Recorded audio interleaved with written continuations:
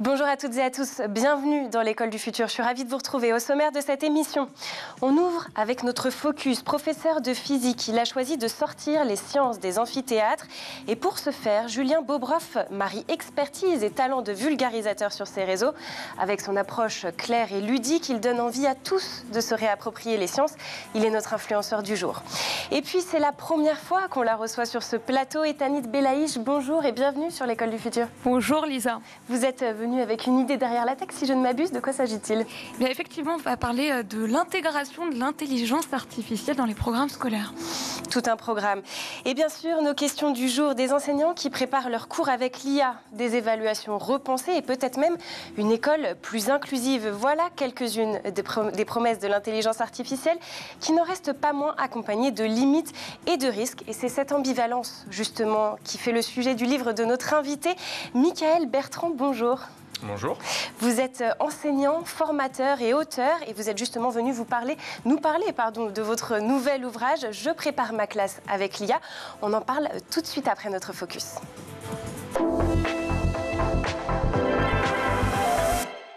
Physicien français, il captive sur ses différents réseaux sociaux, novice comme expert. Julien Bobroff vulgarise la science avec passion et accessibilité. Entre rigueur et humour, il fait des concepts scientifiques complexes, du contenu divertissant. Il est notre influenceur du jour, présenté par Dylan Kohler.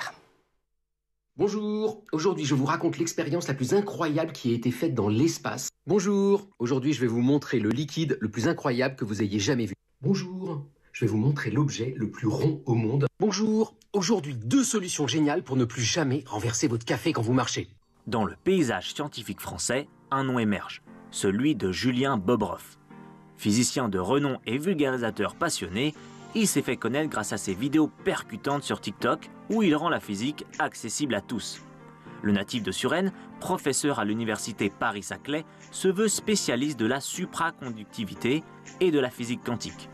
En 2013, il fonde la Physique Autrement, une initiative qui vise à réinventer la communication scientifique. Avec son équipe, il explore des méthodes innovantes pour captiver un public souvent éloigné des sciences. Sur TikTok, Bobroff a su tirer parti de la plateforme pour partager sa passion. Qui aurait cru que parler de phénomènes comme le magnétisme ou la mécanique quantique pouvait susciter tant d'intérêt? Grâce à des démonstrations ludiques et des explications claires, il parvient à toucher un large public, allant d'étudiants aux simples curieux de tous âges. Pourquoi est-ce qu'il y a de la lévitation? L'onde se met à tourbillonner, vous la voyez pas mais elle tourbillonne, et en tourbillonnant, qu'est-ce qu'elle fait? C'est des électrons qui tourbillonnent et ça fait un champ magnétique. Et donc elle tourbillonne pour repousser l'aimant. Donc là je peux dire que j'ai une manifestation à l'œil nu de la physique quantique en direct. Mais Julien Bobroff ne se limite pas aux réseaux sociaux. Il est également l'auteur de plusieurs ouvrages. Dans ses écrits, il aborde des sujets fascinants tels que les températures extrêmes ou les propriétés étonnantes des matériaux. Selon ses dires, la science n'est pas seulement une accumulation de connaissances, c'est une aventure humaine qui nous pousse à explorer les mystères de l'univers. Cette approche humaniste lui permet d'engager un dialogue avec son public et même de susciter des vocations. Sa capacité à rendre la physique vivante et pertinente est sans doute ce qui fait de lui une figure incontournable dans le domaine de la vulgarisation scientifique. Julien Bobroff est de ceux qui s'engagent à rendre leur discipline accessible et passionnante. Et si vous n'avez pas encore découvert son univers, c'est le moment idéal pour s'y plonger sans attendre. Un accès facilité au monde scientifique à portée de quelques clics. On parle beaucoup d'intelligence artificielle ici et c'est bien normal puisqu'elle s'invite sur les bancs de l'école depuis plusieurs mois, voire maintenant depuis plusieurs années.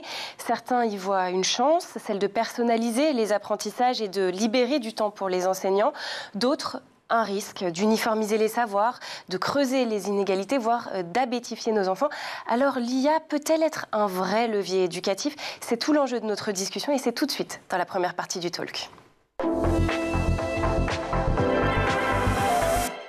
Et pour m'accompagner en plateau aujourd'hui, Michael Bertrand, vous êtes enseignant, formateur et auteur de « Je prépare ma classe avec l'IA », publié chez Vuibert. Alors peut-être que certains vous connaissent puisque vous êtes déjà venu sur le plateau de l'École du Futur pour nous parler d'IA déjà et des bouleversements qui ont suivi bien évidemment son arrivée dans les salles de classe. C'était à l'occasion d'un premier ouvrage, « J'enseigne avec l'IA », plutôt adressé aux enseignants et élèves des collèges et lycées. Et aujourd'hui, vous réitérez donc l'expérience, comme je le disais, avec « Je prépare ma classe avec l'IA », un manuel toujours très proche du guide finalement, mais cette fois-ci à destination des enseignants du cycle élémentaire. Alors ma première question, c'est quelle différence sur le fond sur ces deux ouvrages? Est-ce que c'est essentiellement une question d'approche distincte à faire justement entre les cycles d'enseignement? Alors, il y a une différence tout d'abord sur les exemples qui sont donnés à l'intérieur. Moi, quand j'ai pensé la structure du premier ouvrage, je l'ai pensé d'abord pour les enseignants du secondaire. Pour des questions de légitimité, je suis enseignant du secondaire, ce sont les niveaux que je connais le plus et je ne me serais pas permis d'aller sur l'enseignement primaire, les classes élémentaires. Et finalement, la demande a été gigantesque de la part des collègues qui m'ont envoyé beaucoup de messages. Dès les 15 premiers jours de la sortie du précédent ouvrage, j'ai eu énormément de retours de collègues qui disent « mais nous, on aurait aussi besoin de ces techniques pour le primaire ». Donc, je me suis associé à un professeur des écoles, Julien Crémou, qui est mon co-auteur sur cet ouvrage, pour que l'on renouvelle l'ensemble de la première partie. On a renouvelé l'ensemble des exemples pour uniquement se cibler sur les cycles 2 et cycle 3. Et ensuite, il fallait totalement repenser la partie 2 de l'ouvrage, puisque la partie 2 de l'ouvrage, j'enseigne avec l'IA, était consacrée à quelques stratégies à destination des élèves, pour apprendre avec l'IA. Évidemment, il est hors de question de mettre des intelligences artificielles entre les mains des élèves à l'école élémentaire. Donc on s'est dit qu'on allait partir sur une autre proposition centrée autour de la littératie de l'IA pour montrer aux collègues comment ils peuvent commencer à parler d'intelligence artificielle, enseigner une culture de l'IA aux élèves les plus jeunes avant qu'ils ne soient confrontés à l'usage de ces outils. Alors justement, là, vous soulignez un point qui est quand même important en nous disant que finalement, vous avez reçu beaucoup de demandes de la part des enseignants pour avoir un second ouvrage. Ça dit quelque chose sur la formation des enseignants qui est encore trop peu importante en termes d'IA. La semaine passée, la ministre de l'Éducation, Elisabeth Borne, a annoncé justement une IA pour accompagner les professeurs, pour notamment mieux préparer les cours, mieux comprendre aussi les blocages des élèves. Qu'est-ce qu'on en pense de cette annonce? Est-ce que vous estimez qu'elle arrive peut-être un peu trop tardivement? Alors non, elle n'arrive pas trop tardivement. On a la chance de travailler dans une institution qui s'est saisie très rapidement de ces enjeux. On a des services au ministère qui travaillent depuis très longtemps sur ces questions, mais qui ne travaillent pas sous un effet de mode. Donc ils réfléchissent, ils étudient, ils consultent. Et aujourd'hui, nous avons des nouvelles décisions, parce que ce ne sont pas les premières décisions qui sont annoncées. On a de nouvelles décisions, de nouvelles étapes qui sont en train de se mettre en place. Et donc on a cet outil. Alors après, qu'est-ce qu'on en pense? Moi, j'en pense qu'il va falloir attendre concrètement ce qu'il y a derrière ces mots. Ça reste très flou. Quel va être cet outil? Est-il vraiment utile? Comment va-t-il fonctionner? Et surtout, comme d'habitude, comment va-t-on accompagner le déploiement de cet outil pour que tous les collègues puissent s'en emparer à bon escient? Alors là, je vous propose de revenir un petit peu plus sur le fond de votre ouvrage. Dans votre livre, vous en appelez à Michel de Montaigne en disant que mieux vaut une tête bien faite qu'une tête bien pleine. Alors à l'heure où tout est à l'IA, cette réflexion, elle prend bien évidemment un relief particulier. On se repose parfois un petit peu trop sur la machine, malheureusement, sans prendre le temps de penser par soi-même. Alors, quelles sont les clés pour apprendre correctement avec l'IA ? Alors, vous faisiez référence à Michel de Montaigne. Je vais même remonter encore plus loin. On trouve des traces chez Platon. Et Platon qui nous explique à un moment donné que lors de l'invention de l'écriture, on aurait rétorqué à l'inventaire de l'écriture que c'était une très mauvaise idée parce que ça allait empêcher les hommes de réfléchir. Donc à chaque fois qu'on a une nouvelle technologie, que ce soit l'écriture ou que ce soit l'invention de l'imprimerie à caractère mobile, et c'est de ça finalement dont parle Montaigne, on se pose toujours la question des conséquences que vont avoir ces innovations sur les apprentissages. Et évidemment, cela va avoir des conséquences. Pour moi, il y a justement la nécessité d'en parler le plus vite possible aux élèves pour leur donner les clés d'utilisation de ces outils. Je ne suis pas de ceux qui considèrent que c'est forcément une bonne nouvelle. Parce qu'effectivement, on a plusieurs études menées par Anne Cordier, notamment en France, qui nous montrent que chaque nouvel outil, et a fortiori numérique, peut entraîner une sorte d'illusion du savoir. C'est-à-dire que l'élève, à partir du moment où il a une machine qui l'aide à trouver une réponse, considère que sa première mission, c'est de fournir une réponse. La réponse est fournie, c'est terminé. Nous, notre objectif en tant qu'enseignants, maintenant, ça va être de se recentrer sur l'apprendre à apprendre. Leur reprouver tout l'intérêt des apprentissages, tout l'intérêt de l'école, leur permettre de renouer avec la curiosité originelle qu'ils ont quand ils sont enfants, pour leur expliquer que ces outils sont au service de leur curiosité et de leur construction intellectuelle. Ça va demander du temps, mais on est quand même plutôt bien armé à l'école pour pouvoir faire face à tout ça. Mais alors, si on part du principe qu'un enseignant qui utilise l'IA va gagner du temps sur la préparation des cours ou la correction peut-être, on peut imaginer qu'il dégage un temps pour travailler autre chose en classe, et c'est peut-être ça finalement l'école du futur, celle qui trouve le temps de former à l'empathie, à la créativité, à l'esprit critique, à l'innovation, bref, tout ce qui dépasse finalement les simples savoirs académiques. Mais au-delà de dégager du temps, comment l'IA, elle peut aussi devenir un véritable outil pour développer concrètement ce qu'on appelle du coup les soft skills chez les élèves? Alors effectivement, ce que vous venez de citer, on parle parfois de soft skills, on parle de compétences du 21e siècle. Ce sont des termes qui ont été utilisés par l'UNESCO, par l'Union européenne. Et comme vous l'envisagez, tout ceci va nous amener à faire évoluer ce que l'on fait à l'école. Alors, il va y avoir forcément deux angles d'attaque. Le premier concerne les programmes. Il y a peut-être des choses aujourd'hui qui sont moins importantes à apprendre à l'école parce que nous avons désormais des outils qui font mieux ou plus vite à notre place. Par contre, cela va nous permettre de développer ces nouvelles compétences, l'argumentation, l'esprit critique. Et au regard des enjeux politiques, géopolitiques qui sont les nôtres aujourd'hui, on se dit qu'il est temps, qu'il y a une urgence à former nos élèves, à réfléchir et à développer ce fameux esprit critique dont ils auront besoin très rapidement. Bon, on a encore plein de choses à aborder, bien évidemment. Malheureusement, il est déjà temps de prendre une petite pause avant de reprendre nos discussions. Et pour ce faire, je vous propose de faire un petit tour du côté de la planète tech.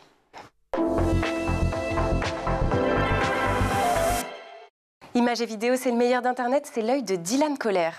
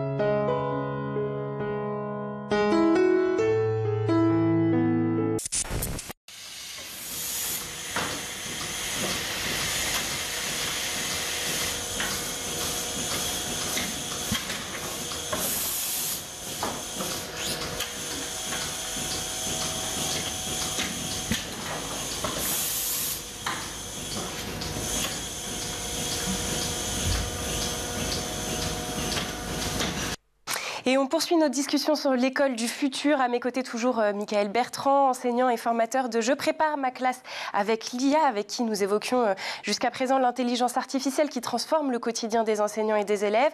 On continue à en parler dans un instant. C'est juste après la chronique d'Etanit Belaïch qui a une idée derrière la tech.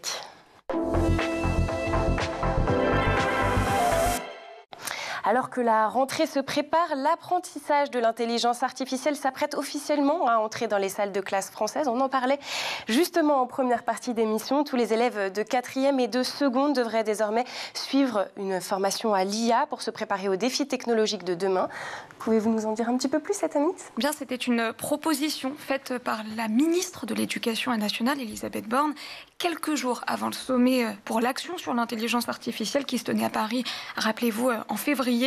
Elisabeth Borne avait alors promis dans un entretien accordé au journal Ouest France que collégiens et lycéens bénéficieraient dès la rentrée 2025 d'une formation en ligne à l'IA, sans compter donc les sessions déjà obligatoires prévues pour les élèves de 4e, de seconde, mais aussi, on l'oublie souvent, de CAP.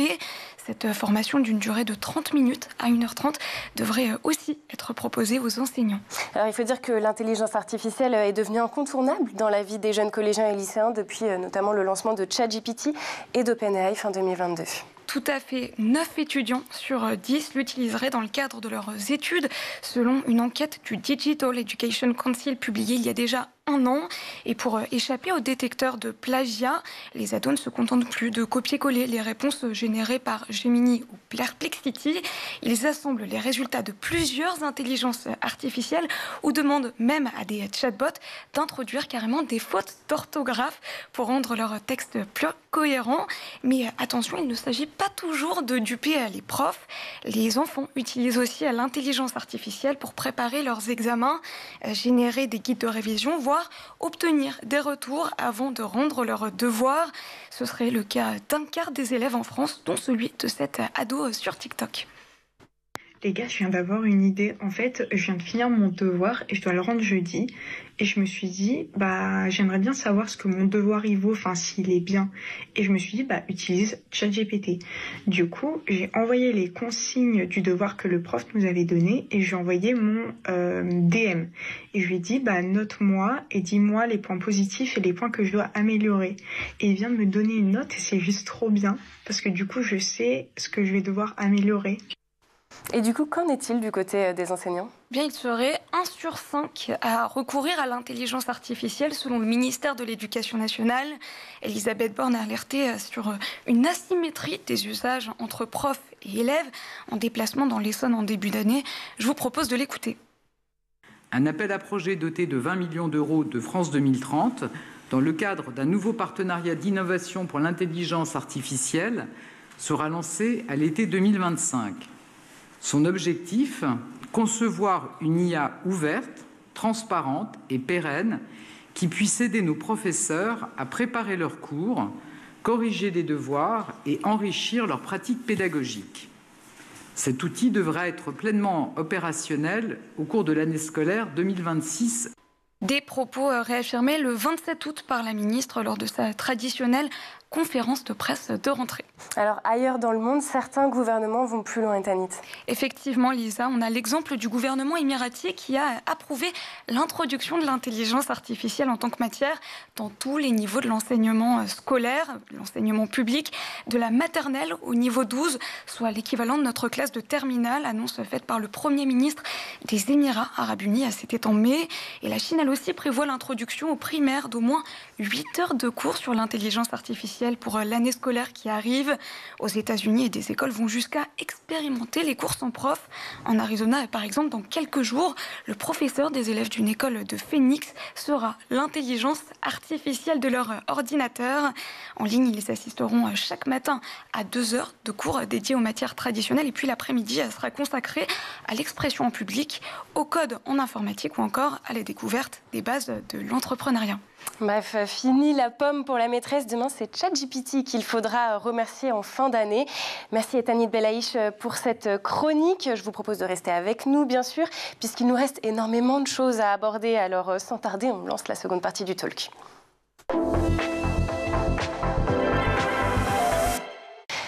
Michael Bertrand, on poursuit nos discussions. Alors, on était sur l'IA, comment l'utiliser à l'école, comment les enseignants peuvent s'en saisir. Une question qu'on n'a pas abordée et qui est quand même essentielle. Faut-il privilégier les grands outils connus d'intelligence artificielle comme ChatGPT, Claude, Gemini, ou plutôt des plateformes pensées pour l'école ou peut-être même juste des produits français ? Alors en fait, les trois possibilités sont envisageables selon les priorités que l'on se fixe. Moi, j'ai plutôt tendance au quotidien à utiliser les grands outils ChatGPT, Gemini, Copilot, Perplexity, le chat, etc. Pourquoi ? Parce qu'ils sont très bons.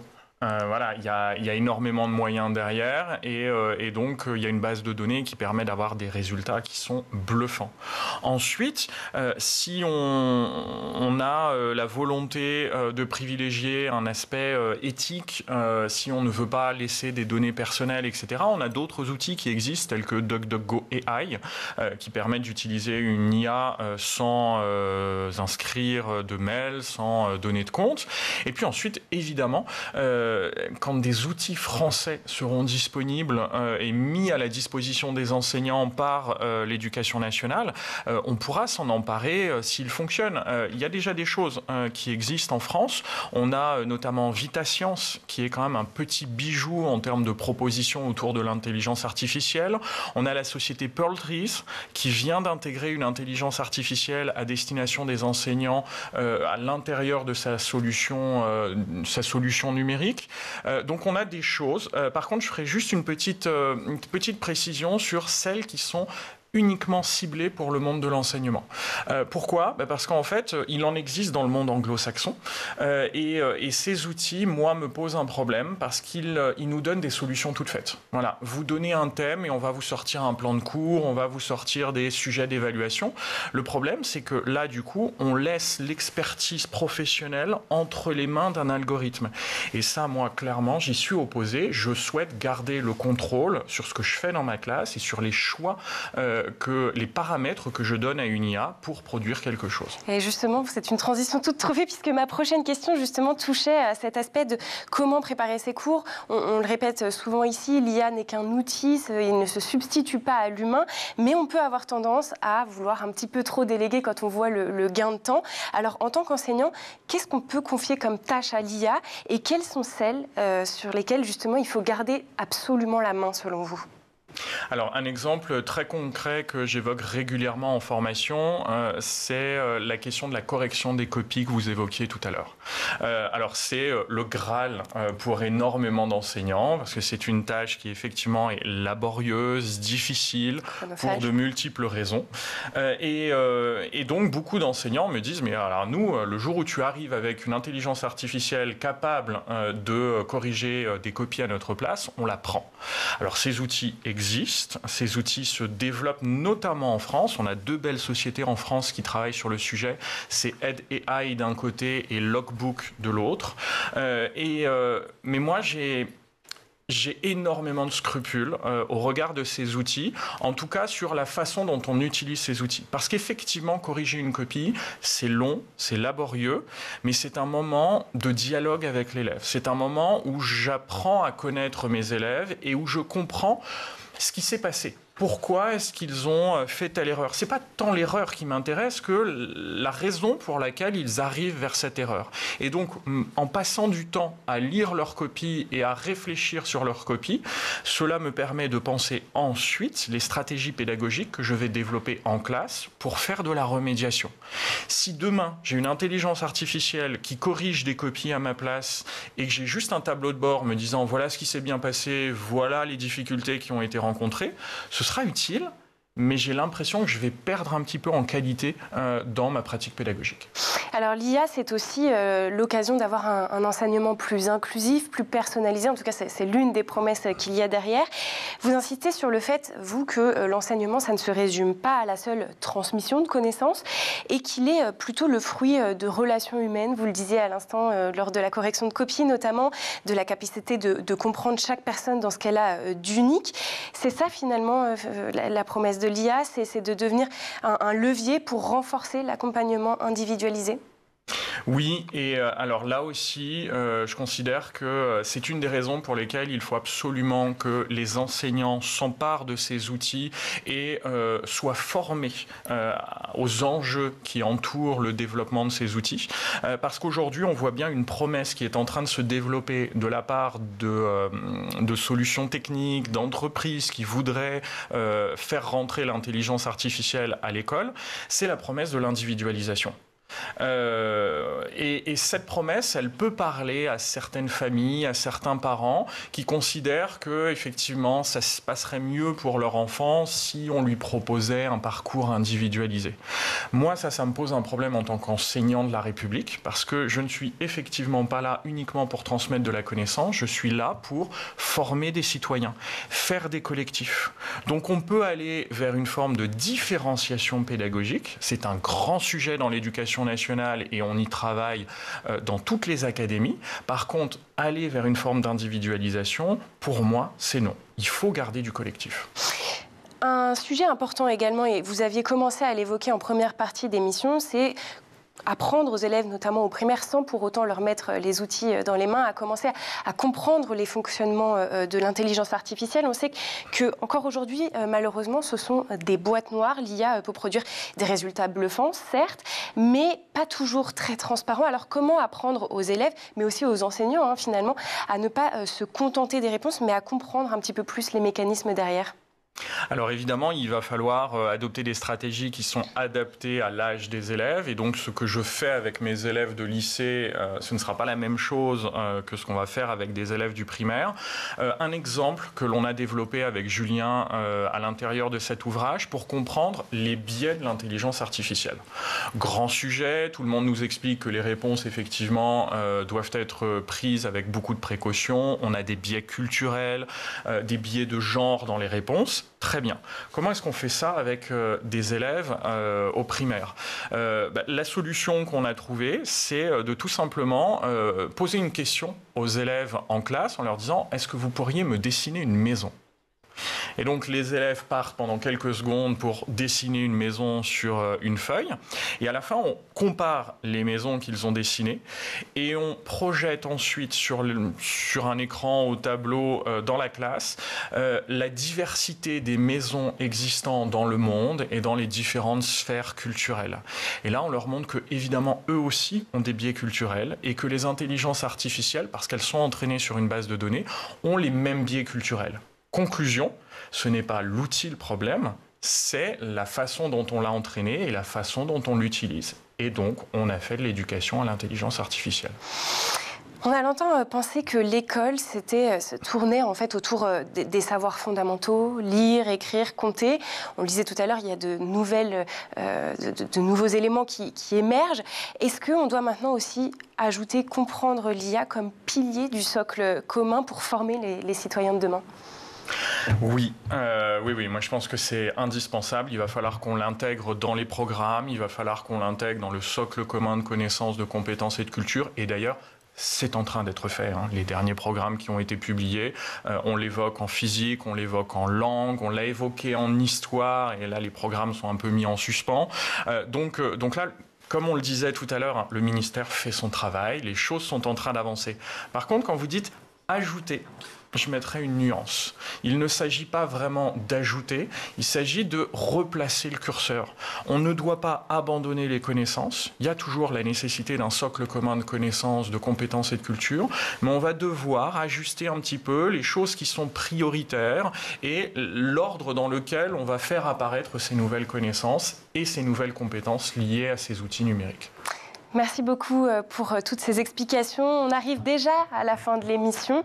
Michaël Bertrand, je le rappelle, vous êtes donc enseignant, formateur et auteur de « Je prépare ma classe avec l'IA » qu'on retrouve chez Vuibert. Merci d'avoir été avec nous sur ce plateau. Merci à vous. Merci aussi à Etanit Belaïch, on vous retrouve rapidement sur ce plateau.